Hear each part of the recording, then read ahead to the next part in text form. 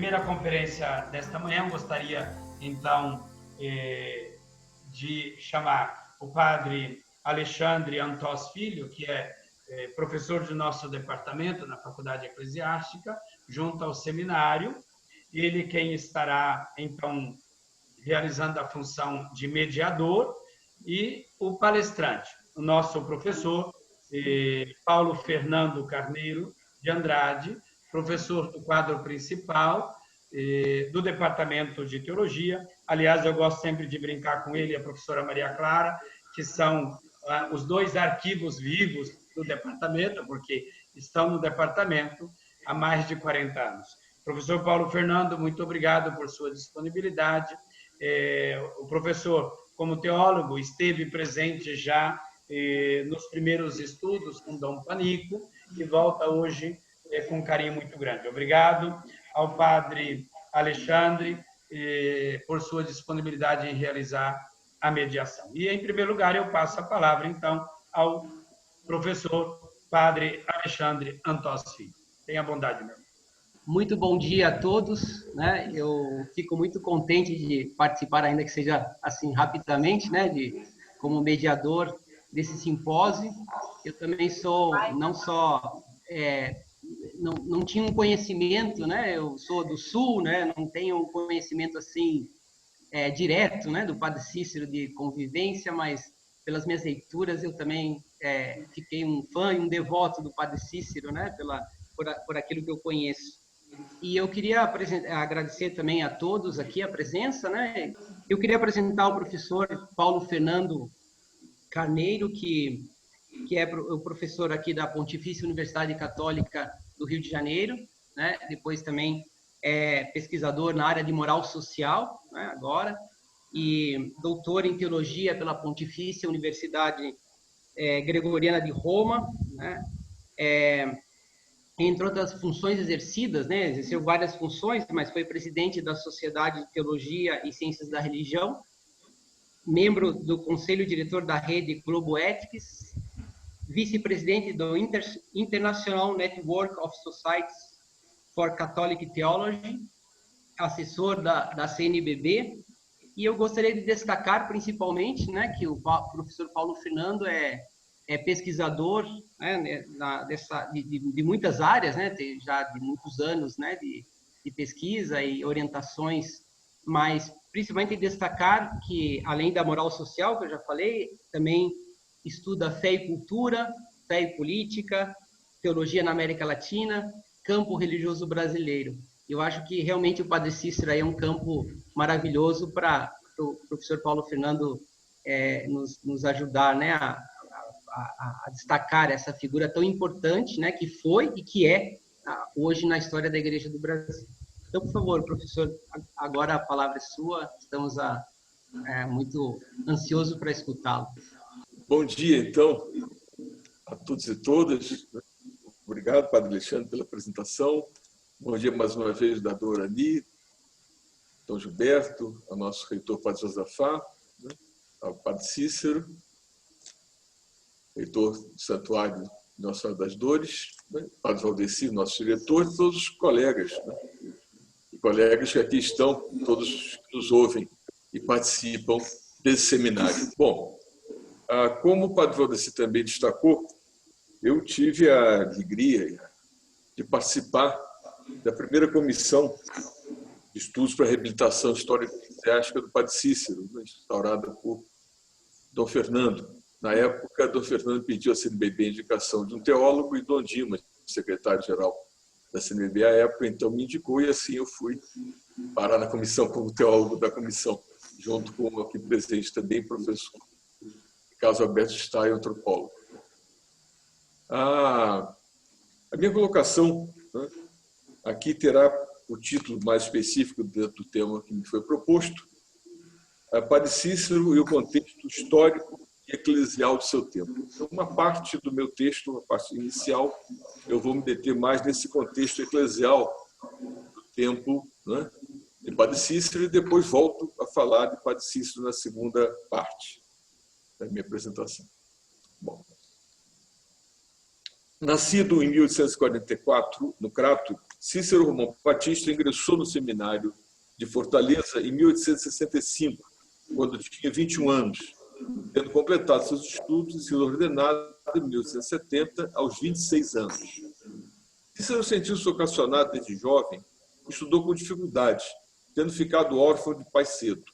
Seu padrinho, homem de posse, pagou seus estudos, o que permitiu que Cícero pudesse seguir sua vocação sacerdotal. A Diocese de Ceará fora criada não muito tempo antes, em 1854, e seu primeiro bispo, Dom Luís Antônio dos Santos, foi nomeado apenas em 1861. Dom Luís, natural da província do Rio de Janeiro, havia sido formado no célebre Seminário de Mariana, em Minas Gerais, dirigido pelos padres da Congregação da Missão, mais conhecido como Lazaristas. Fundado na França por São Vicente de Paulo em 1625, dentro do espírito tridentino, essa congregação, tendo como carisma específico a realização de missões populares, missões entre povos cristãos, mas também, sobretudo, encarregar-se da formação do clero. A congregação chegou ao Brasil em 1820. São em grande número os padres e irmãos lazaristas franceses que vieram ao Brasil ao longo do século XIX, encarregando-se da direção de colégios e seminários, como os de Caraça, Mariana, Diamantina, Salvador, Fortaleza, Cuiabá e Rio de Janeiro. Marcados por um profundo amor e sensibilidade para a realidade dos pobres e uma espiritualidade e teologia tridentina, anti-jansenista e, nessa época, fortemente ultramontana, os religiosos lazaristas tiveram grande influência na formação do clero brasileiro na segunda metade do século XIX, tendo contribuído decisivamente para a reforma eclesiástica brasileira. No Brasil colonial e imperial, a Igreja encontrava-se unida ao Estado através do regime padroado. Por esse regime, cabia à coroa portuguesa e, depois da independência, ao imperador do Brasil, exercer uma função de proteção da Igreja Católica, reconhecendo o catolicismo como única religião verdadeira e, por isso, oficial e exclusiva da nação. A instituição do padroado em Portugal está estritamente ligada à Ordem de Cristo, sucessora nesse reino da extinta Ordem dos Templários. A Santa Sé havia concedido essa ordem, da qual o detentor da coroa portuguesa possuía o título perpétuo de grão-mestre, a jurisdição e que não estivesse ainda incorporada a nenhuma diocese. Desse modo, a coroa portuguesa passou a exercer sobre o Brasil não apenas o governo civil, mas também eclesiástico, possuindo o direito de cobrança e administração do dízimo eclesiástico e de encaminhar a criação de dioceses e paróquias, assim como de apresentar os nomes dos escolhidos para o episcopado e para o exercício dos diversos governos diocesanos e paroquiais. Deveria também zelar pela construção e conservação dos edifícios de culto, bem como ser responsável pela manutenção do clero e aprovar a entrada de novas ordens religiosas e a criação de conventos. Note-se que o padroado não deve ser compreendido como uma usurpação de poder, mas como uma concessão da Santa Sé, típica do contexto medieval, uma forma específica de acordo entre a Igreja e Roma e alguns estados. Cabia à Santa Sé confirmar as atividades do rei, que na prática atuava como uma espécie de delegado pontifício para o Brasil. Em 1532, a coroa portuguesa cria, para uma melhor administração, a Mesa da Consciência e Ordens, que tinha por atribuição, entre outras coisas, dar o parecer jurídico para o provimento de todos os cargos eclesiásticos. Não obstante a relativa dependência, inclusive econômica, do que ela mantinha em relação à coroa portuguesa, encontra-se ao longo do período colonial não poucos sacerdotes que exerceram papel crítico e defenderam posições conflituosas, como o apoio a movimentos de independência. Deve ser destacado também que alguns padres e bispos tinham um mandato político, pertencendo a diversos conselhos e câmaras, nas esferas municipal, provincial e nacional, o que era corriqueiro em todas as partes e não constituía um problema nem para a Igreja, nem para o Estado.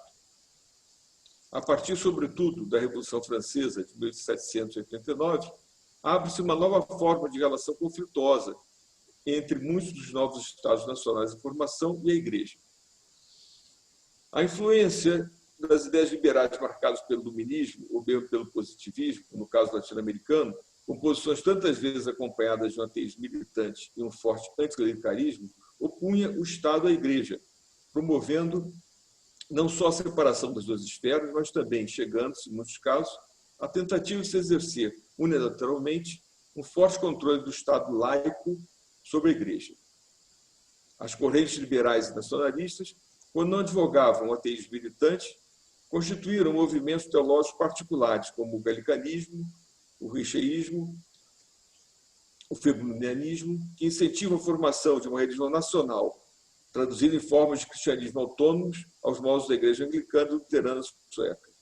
Em 1870, com a unificação italiana, a Igreja Católica perdia os Estados Pontifícios e o Papa se confinava no Vaticano, declarando-se prisioneiro. A reação romana se dá com o estabelecimento de um modelo de organização eclesiástica muito mais uniforme, fortemente centralizado e cada vez mais dependente administrativamente do papado. Nessa nova configuração do catolicismo, o eixo devocional inclina-se fortemente para os sacramentos, sobretudo o eucarístico. Consequentemente, cresce a importância da presença sacerdotal para a manutenção da vida espiritual cotidiana, o que se faz acompanhar de uma crescente clericalização. A eclesiologia do século XIX reflete essa situação. Em particular, a obra de Demestre, escrita na passagem do século XVIII para o XIX, conquista a opinião eclesiástica romana entre os anos de 1820 e 1840, tendo recepção dos manuais usados para o ensino teológico da época. Nessa eclesiologia, a compreensão da Igreja enquanto congregatio fidelium é obscurecida em favor de uma interpretação juridicista, reducionista, que identifica o catolicismo exclusivamente como uma forma de autoridade monárquica absolutista papal, que chega no seu extremo a enfraquecer até mesmo o conceito de colegialidade episcopal. O conflito entre Igreja e Estado, que ocorria nesse momento na Europa, transfere-se para o Brasil, inclusive pela forte e crescente influência do positivismo entre os liberais, os maçônicos e grande parte da elite intelectual brasileira. Em meados do século XIX, a situação do catolicismo no Brasil começa a se alterar por ação do clero reformador. Em 1844, foi nomeado para a diocese mariana Dom Antônio Ferreira de Souza.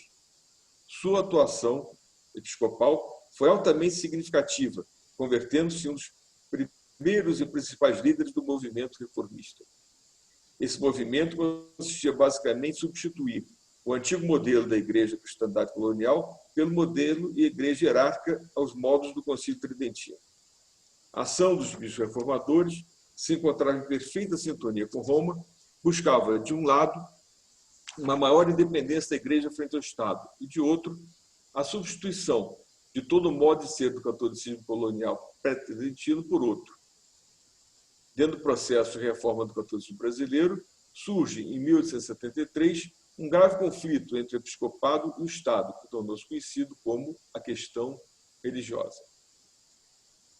A motivação jurídica mais imediata do conflito foi a suspensão por parte de Dom Vital, bispo de Pernambuco, de várias irmandades e ordens terceiras que se haviam negado a obedecer às exigências de afastar de seus quadros membros maçons. Diante da suspensão e da consequente interdição de suas capelas às irmandades e ordens terceiras atingidos, apela ao imperador, enquanto tribunal superior ao bispo, alegando, entre outras coisas, que as bulas pontifícias que condenavam a maçonaria não tinham validade no Brasil, por não terem obtido o beneplácito imperial, conforme previsto no Estatuto Padroado, que a coroa brasileira havia herdado da portuguesa através da independência. O imperador acolheu o recurso e determinou a cessação dos efeitos dos atos de Dom Vital e também de Dom Macedo Costa, bispo do Pará, que havia emanado decretos semelhantes. Ambos os bispos rejeitam as ordens do imperador, afirmando que, em matéria religiosa, o poder civil não é autoridade, pois os príncipes monarcas são ovelhas e não pastores, são súditos e não prelados, são filhos da igreja e não pais. Diante da recusa dos bispos de cumprir a decisão imperial, que tinha valor legal, o presidente do Supremo Tribunal de Justiça expediu mandado de prisão por considerar que ambos haviam infringido o artigo 96 do Código Criminal. Dentro dos princípios jurídicos da monarquia constitucional brasileira, ambos foram julgados pelo Supremo Tribunal e condenados a 4 anos de prisão com trabalhos forçados, tendo sido no ano seguinte a essa condenação anistiados.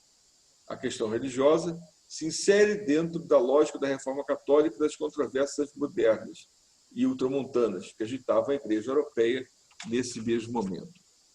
O conflito imediato foi resultado da intensificação de um conflito maior, fruto das transformações que os bispos reformados lideravam no catolicismo brasileiro.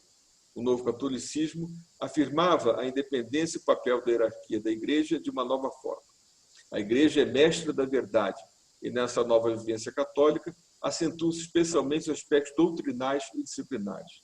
Trata-se de um catolicismo mais uniforme, mais centralizado em Roma. A questão romana constitui-se um importante marco na relação Igreja-Estado no Brasil. O conflito com os dois bispos se estendeu a todo o episcopado. Poucos anos depois, com a proclamação da República, de inspiração maçônica e positivista, ficava extinto o padroado. O catolicismo no Brasil colonial tem características bem diferentes daquele que se implantará no século XIX por ação dos bispos e do clero reformador. Trata-se de um catolicismo lusitano, de características medievais, que tem seu centro mais na devoção e culto aos santos do que na frequência dos sacramentos.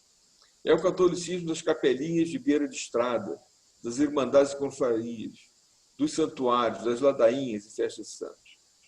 Em muitos lugares, o contato com o clero era esporádico, feito por ocasião das visitas de desobriga. Não que o papel do clero fosse secundário sem importância.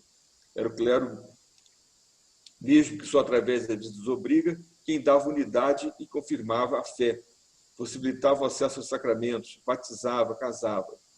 Deve destacar também a importância que teve o clero religioso para a evangelização do Brasil. Padres jesuítas, franciscanos carmelitas, entre outros, tiveram importante papel na constituição do catolicismo brasileiro. Acompanhando o movimento de reestruturação por que passa o catolicismo na Europa do século XIX, os esforços da Igreja no Brasil voltaram-se para a organização interna da estrutura eclesiástica, criação de novas dioceses, seminários e fundações de novas associações de fiéis, que concorrem com as antigas confrarias e muitas vezes as substituem. Não apenas os lazaristas, mas também diversas outras congregações femininas e masculinas chegam ao país, incentivando novas devoções e criando uma nova identidade católica, apologética. No arco de poucas décadas, o catolicismo tradicional que foi implantado com a colônia foi substituído por outra forma de catolicismo, centrado não mais nos santos e nas rezas, mas nos sacramentos e nas devoções que têm por base a prática sacramental frequente, tais como a devoção ao Sagrado Coração de Jesus.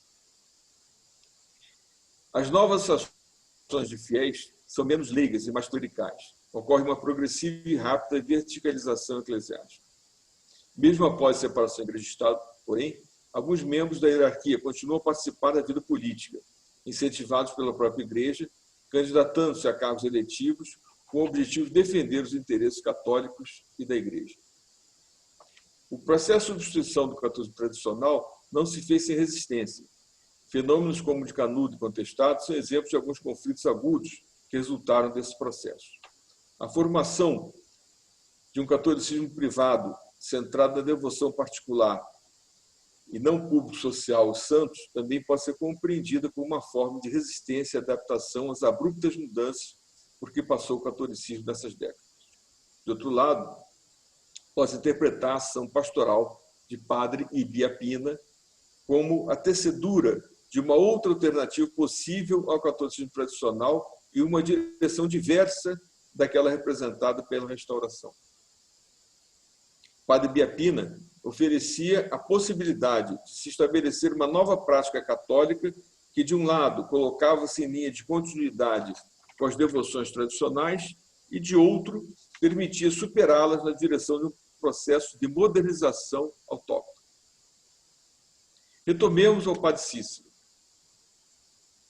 Foi nesse contexto eclesial que Padre Cícero teve sua formação teológica e exerceu seu ministério sacerdotal. O forte amor que sente pelos pobres e deserdados é consoante com a formação espiritual e teológica que recebeu os lazaristas. Apesar de um certo tom conservador, ele foi um homem aberto à tecnologia e à modernidade. Ao longo de sua vida, tornou-se detentor de vasta cultura geral, que incluía conhecimentos de biologia e zoologia. Colocando-se em continuidade com a linha de Padre Ibiapina e sua ação pastoral, pôde também representar a mesma tecedura de uma outra alternativa de modernização do catolicismo tradicional. Logo após a ordenação, o jovem padre Cícero retornou ao Crato, onde nasceu e onde viviam sua mãe e irmã. Em 8 de janeiro de 1871, celebra sua primeira missa no Crato e, em dezembro do mesmo ano, atendendo a um convite, celebra a missa do Galo em Juazeiro, um pequeno povoado, mal afamado, onde existia uma capela quase em ruínas dedicada a Nossa Senhora das Dores.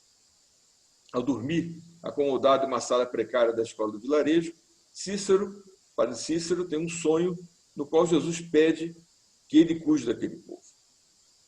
Já citado hoje diversas vezes nessa manhã. Com a licença do bispo, em 11 de abril de 1871, Cícero passa a residir em Juazeiro, tendo sido, em 26 de setembro de 1872, nomeado capelão da pequena capela de Nossa Senhora das Dores. Nos anos seguintes, dedica-se à construção de uma igreja no lugar da pequena capela e à organização da vida religiosa local, onde, aos moldes das Irmandades de Padre Biapina, surge uma comunidade de beatas. Construída em regime de mutirão, a Igreja de Nossa Senhora das Dores se torna uma igreja de grande porte e beleza. Em 1º de março de 1889, ano no qual, em novembro, seria proclamada a República, quando Padre Cícero tinha 44 anos de idade e 18 anos de ordenado, portanto, era já um sacerdote provado e maduro. Nessa ocasião, ocorre pela primeira vez o chamado Milagre da Hóstia. Muitos testemunharam que, ao receber a comunhão, a hóstia consagrada se transformava em sangue na boca da beata Maria de Araújo. Maria de Araújo era uma das beatas da comunidade de Juazeiro e morava na casa de Padre Cícero. Espalha-se a notícia do fato extraordinário, tido como milagre, e testemunhado por diversos padres. Em julho, Monsenhor Monteiro, reitor do Seminário do Crato, testemunha os fatos. Convencido de que se trata de um milagre eucarístico, promove uma romaria a Juazeiro. A notícia do suposto milagre chega aos jornais e Dom Joaquim, bispo do Ceará, solicita informação sobre o fato. Em 1891, é instalada a primeira comissão de inquérito, presidida pelos doutos e probos padre Glicério da Costa Lobo e Francisco Ferreira Antero. A conclusão do inquérito é de que não existe uma explicação natural para os fatos de Juazeiro. Os dois padres, que inicialmente estavam convencidos de se tratar de embuste ou de um fato natural, como de uma hemorragia, estão agora convencidos que se trata de um milagre. Essa conclusão causa desconforto no bispo. Em 1892, Padre Alexandrino toma posse como vigário do Crato e a ele é entregue a urna com os panos ensanguentados. No mesmo ano, é instituída uma segunda comissão de inquérito. A nova comissão não presencia os fatos extraordinários e, por isso, os condena. Em agosto de 1892, Padre Cícero é suspenso de ordens, acusado de propagar superstições e por ser considerado culpado pelo desaparecimento da urna com os panos ensanguentados que estava colocado em custódia no sacrário da Igreja do Crato, sob os cuidados do Padre Alexandrino. Em 1893, Dom Joaquim escreve a primeira das 4 cartas pastorais sobre os fatos juazeiros. Nela, proíbe qualquer culto aos panos ensanguentados e exige a retratação pública do Padre Cícero e de todos os padres que afirmavam terem presenciado os fatos de Juazeiro e que afirmavam que tais fatos constituíam algo extraordinário, não devido a causas naturais, sendo, portanto, milagrosos. Dom Joaquim afirma que tais fatos são meramente fantasiosos e supersticiosos. Em 1894, a Congregação do Santo Ofício, por solicitação do bispo do Ceará, pronuncia sobre os fatos de Juazeiro, reprovando-os e condenando-os. Em 1896, uma nova portaria proíbe Padre Cícero de celebrar missas em todo o bispado do Ceará. Com permissão eclesiástica, Padre Cícero vai a Roma em 1898, com o propósito de solicitar ao Santo Ofício um novo estudo do caso e, se possível, encontrar o Papa. Permanece em Roma de finais de junho a outubro. Foi interrogado pelo Santo Ofício, tendo recebido deste autorização para celebrar a Eucaristia na igreja de São Carlo ao Corso, vizinha do lugar onde estava hospedado.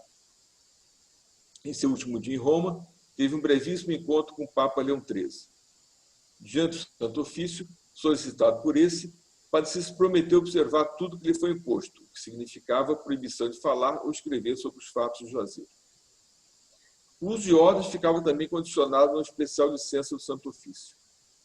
Cícero retorna ao Crato e o bispo mantém as proibições anteriores, inclusive a suspensão do uso de órgãos. Cícero obedeceu até o fim da sua vida à imposição de não mais falar ou se manifestar sobre os fatos do Juazeiro, embora nunca os tenha renegado. Ele dizia que não podia negar o que tinha visto e presenciado, conforme afirmou em certa ocasião anterior ao seu compromisso diante do Santo Ofício. Ou seja, ele concordava em se calar, mas dizia que em consciência não podia negar aquilo que tinha visto. É na moldura do contexto final do século XIX que se deve ser interpretada a polêmica em torno dos fatos extraordinários de Juazeiro. De um modo geral, a população e o clero que compreendiam esses fatos como miraculosos acreditavam que se tratava de uma intervenção divina em favor da salvação do povo. Em um momento de incredulidade, de avanço das forças liberais positivistas do Brasil e do mundo, Deus operava um milagre que, por sua força e evidência, era como que uma segunda oportunidade de salvação para aqueles que haviam sido batizados e crido, mas tinham perdido sua fé. Era como uma nova redenção. Assim interpretado, o chamado milagre encontrava-se em consonância com a ambiência mística católica do final do século XIX. Historiadores eclesiásticos relatam a expectativa mística que perpassava o pontificado de Pio IX. Na Cúria Romana, esperava-se que a providência divina colocaria bom termo às agressões que a Igreja vinha sofrendo por parte do emergente Estado laico. As acirradas posições favoreciam interpretações dualistas, sugerindo tratar-se de um momento extremo da luta entre o bem e o mal, tudo isso em um contexto de fim de milênio. A primeira controvérsia teológico-pastoral em torno da possibilidade de o sangue que surgia fosse sangue de Cristo prestou-se a um grande equívoco. A afirmação de Dom Joaquim, que negava essa possibilidade, baseava-se em São Tomás. Segundo Aquinati, o corpo ou sangue que aparece nos milagres eucarísticos, embora sejam verdadeira carne e verdadeiro sangue, não são, no sentido físico, o sangue ou a carne do próprio Jesus. Sua argumentação baseia-se no fato de que, encontrando-se o corpo de Cristo no céu, em estado glorioso, só pode aparecer na história de forma fugaz, isto é, fazendo-se ver e desaparecendo em seguida. São Tomás cita nesse contexto Lucas 24:31. Não obstante, São Tomás afirma que esses fatos não significam nenhum engano ou ilusão, pois nesses casos ocorre uma transformação miraculosa dos acidentes da espécie. Pão e vinho encontram-se nesses casos não só transubstanciados, mas transformados, de tal modo que, de um lado, continua a presença real nas espécies cujos acidentes foram milagrosamente transformados, imutácio. E, de outro, essa transformação é feita de forma a expressar, representar, figurar a verdade dessa presença real. Pode-se admitir, portanto, que em sentido não físico, mas também distinto do modo como nos referimos à presença real sob espécie do vinho e do pão, cabe afirmar, sem contrariar São Tomás, nesse caso, o corpo e o sangue miraculosos são o corpo e sangue de Cristo, enquanto são acidentes da espécie que, miraculosamente transformados, figuram, tornam visível a realidade do corpo e sangue do Cristo presentes na espécie. Foi nesse sentido, e com expressões semelhantes, que a mística e a espiritualidade católica sempre se referiram e deram extraordinária importância à aparição do sangue ou da carne nos milagres eucarísticos reconhecidos pela Igreja. Por isso, os que acreditavam na origem milagrosa dos acontecimentos extraordinários de Juazeiro compreendiam a afirmação peremptória de que esse sangue não é nem pode ser o sangue de Cristo, não como uma precisão teológica dogmática que não buscava negar um milagre, mas sim como uma negação desse. De fato, as posições se acirravam. E o que inicialmente era uma afirmação que buscava colocar balizas doutrinárias para evitar possíveis interpretações errôneas sobre os acontecimentos extraordinários, transformou-se em uma negação do milagre. A teologia tomista reforça a questão do sentido do milagre eucarístico. Ao tornar visível a presença real, o milagre eucarístico sempre foi interpretado como tendo por objetivo despertar e confirmar a fé cristã.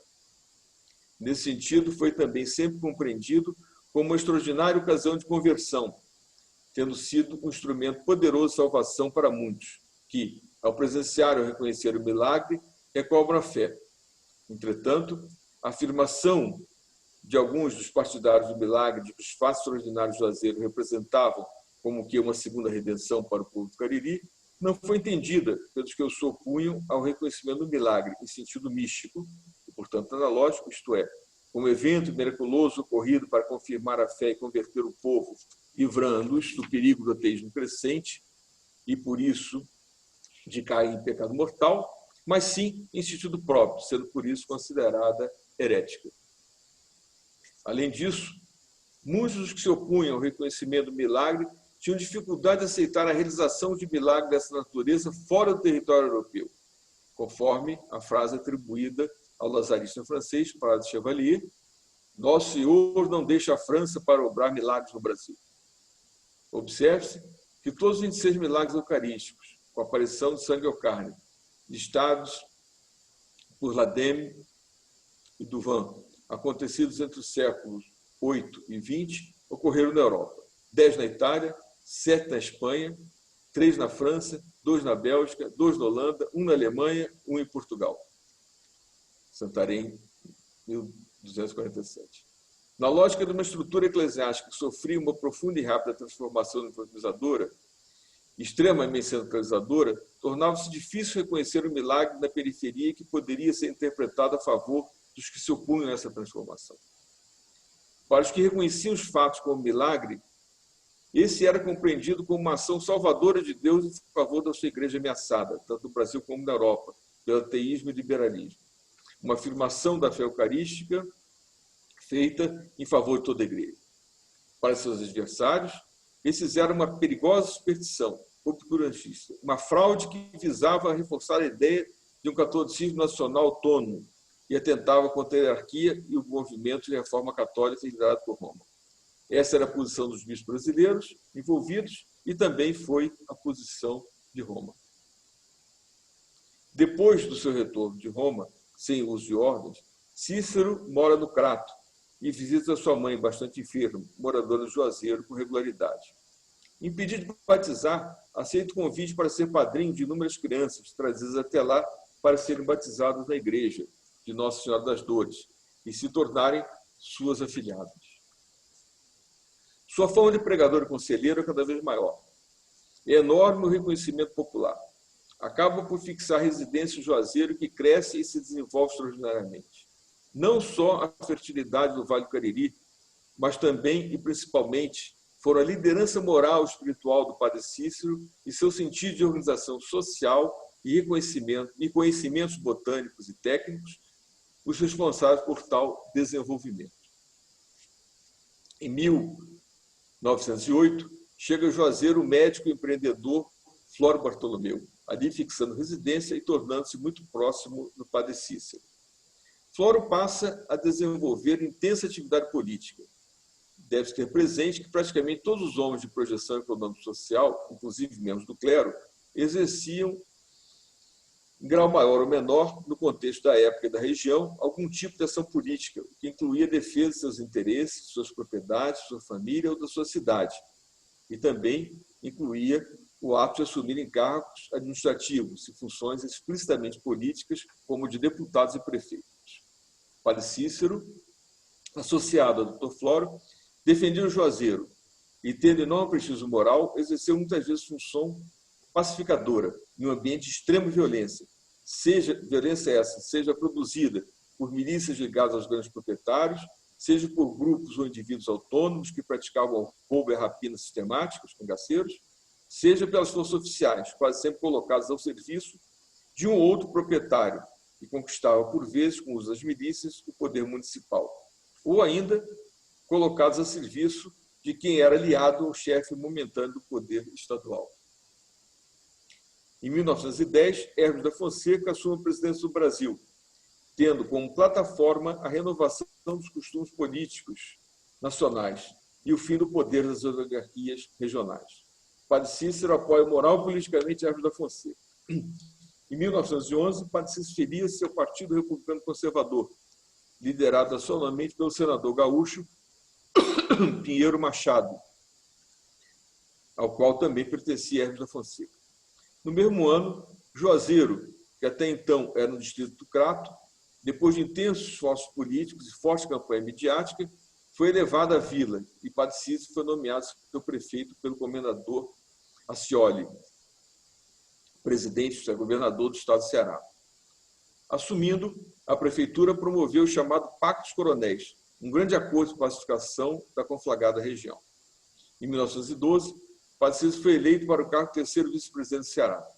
Esse é um período de intensas lutas políticas, no qual ocorrem intensos conflitos internos no seio da oligarquia tradicional regional e entre essas os setores urbanos modernos. Tais conflitos levarão à deposição do governador Scioli e à tomada de poder por parte do coronel Franco Rebelo, que foi eleito ilegitimamente governador, isso é, presidente, pela Assembleia Legislativa Estadual. Rebelo passa a perseguir Padre Cícero e o grupo oligárquico que o apoiava. Padre Cícero é deposto do cargo de prefeito em 1913.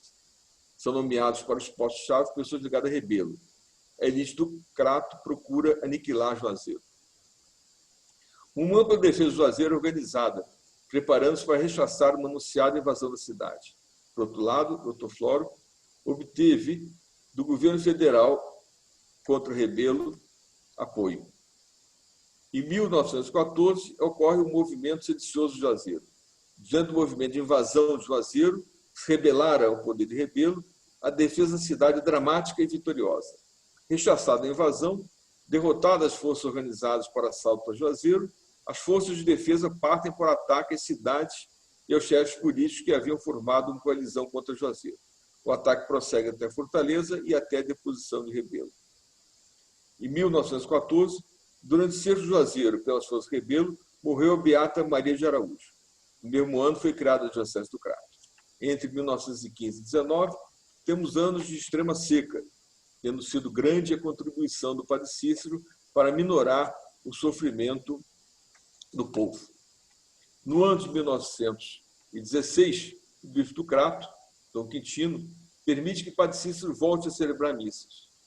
No primeiro dia de janeiro de 1917, Padre Cícero celebra a missa na igreja, ainda capela, de Nossa Senhora das Dores. No dia 20 do mesmo mês é criada a paróquia de Nossa Senhora das Dores.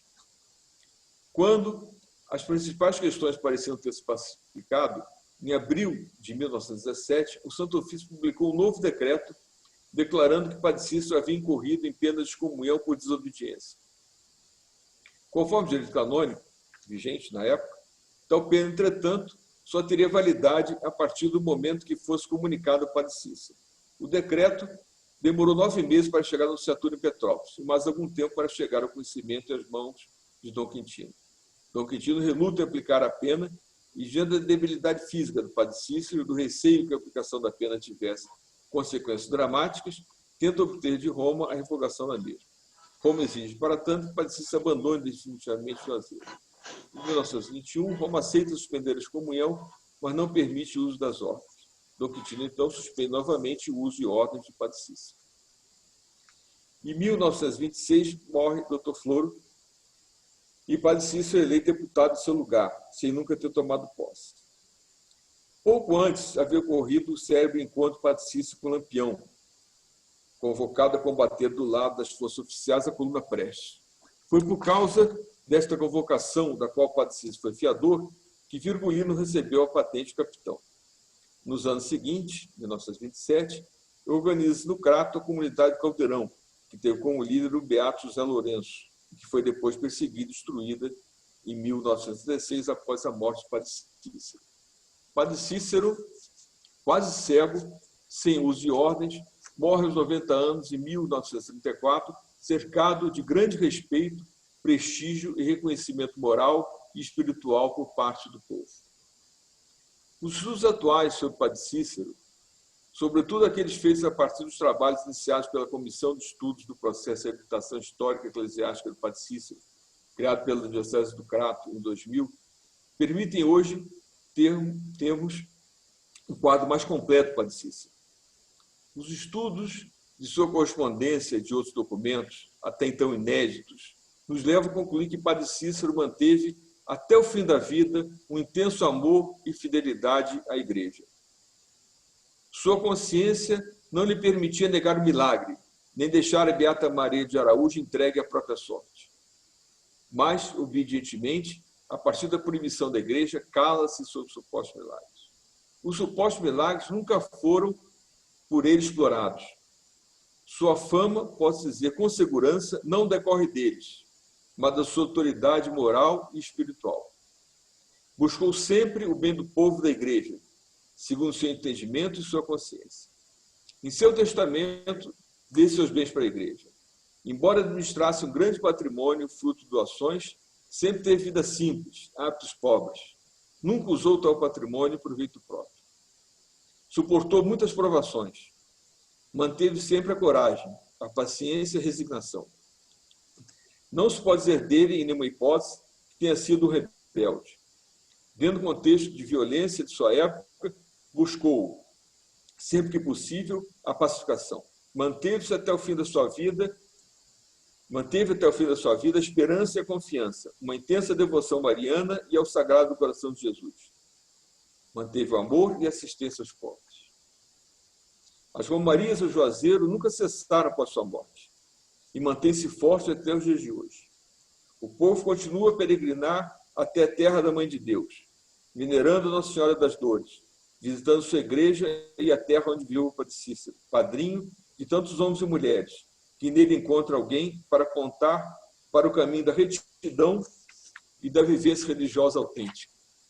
Um traço forte das romarias são da devoção mariana e ao Sagrado Coração de Jesus.